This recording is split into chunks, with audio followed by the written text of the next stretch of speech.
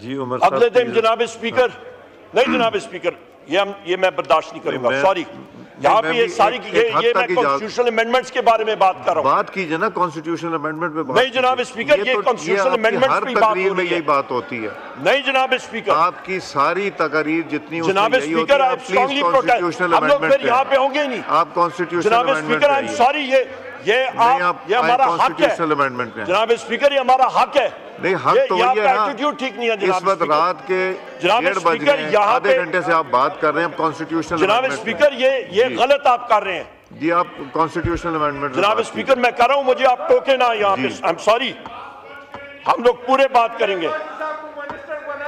जनाब स्पीकर, अगले दिन शहबाज शरीफ का लंच था, वहां पे इनको नसीम साहिबा को कहा गया कि आपने हर सूरत जाना है और इनको फोर्स किया गया कि वहां पे जाएं।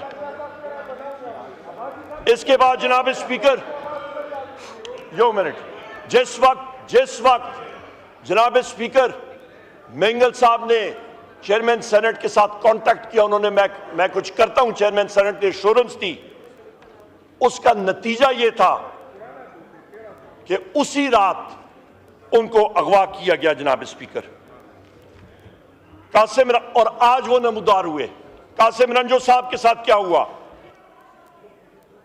जनाब स्पीकर, जिस दिन आपकी एससीओ की मीटिंग हो रही थी, उनकी जमीनों को सिंध में गैंगस्टर्स ने ऑक्यूपाई किया और रेंजर्स ने और पुलिस ने उनको तहफ्फुज दिया।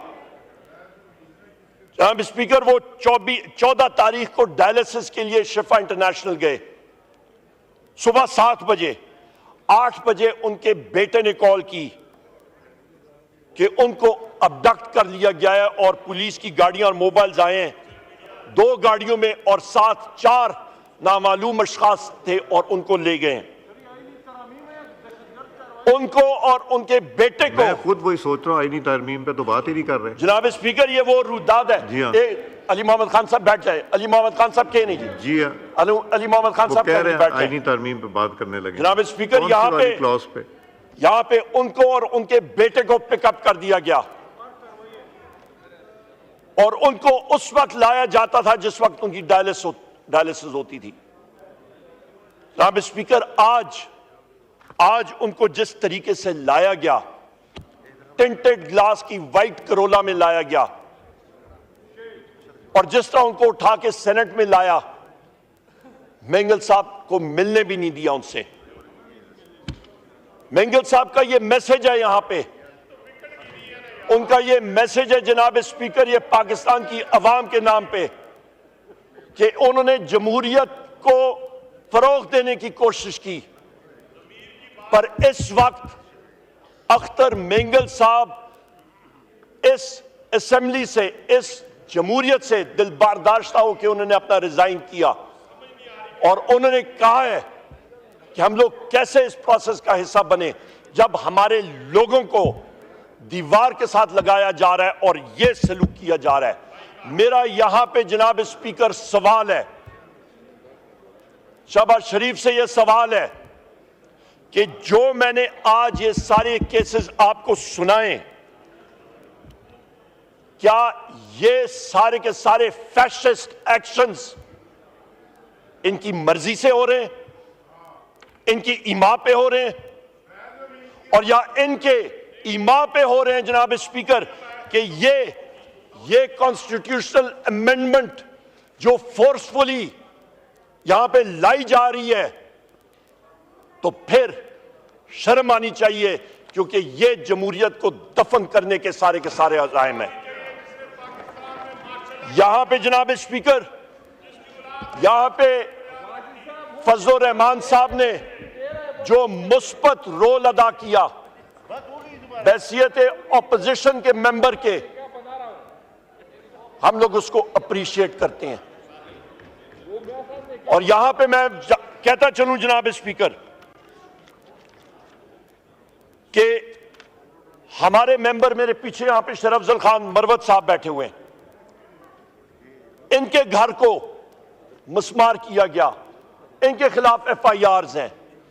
हम सब के खिलाफ एक नहीं, दो नहीं, मुतअद्दद FIRs हैं।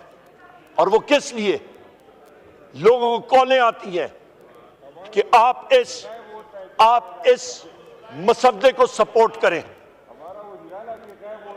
KP हाउस पे इस्लामाबाद पुलिस और रेंजर्स आती है, वो किस कानून के तहत जनाब स्पीकर? आपने तो धज्जियां उड़ा दी, आपने वफाक को कमजोर करके रख दिया। और किस लिए? वो कहते हैं कि अपने आधे पाव गोश्त के लिए आपने पूरी भैंस ज़बह कर दी। ये तो वो मिसाल है कि सिर्फ इस 26th अमेंडमेंट के लिए, इसके लिए आप ये ज़बह कर रहे हैं जमहूरियत को इसलिए आप खत्म कर रहे हैं। जनाब स्पीकर, हमने अपने MNAs को ये डायरेक्शन दी हुई है कि आपने इस प्रोसेस का हिस्सा नहीं बनना, और वो डायरेक्शंस उन्होंने या वायलेट की, उनके खिलाफ जो कानूनी कार्रवाई है वो मंतकी इंजाम तक पहुंचाई जाएगी। इस प्रोसेस का, क्योंकि हमारा ये नजरिया है, ये हमारा एक कैलकुलेटेड ओपिनियन भी है और बिलीफ भी है कि ये गवर्नमेंट इस लायक नहीं कि वो ये कॉन्स्टिट्यूशनल अमेंडमेंट्स यहां पे लाए। हम लोग इन कॉन्स्टिट्यूशनल अमेंडमेंट्स का हिस्सा बिल्कुल नहीं बनेंगे जनाब स्पीकर।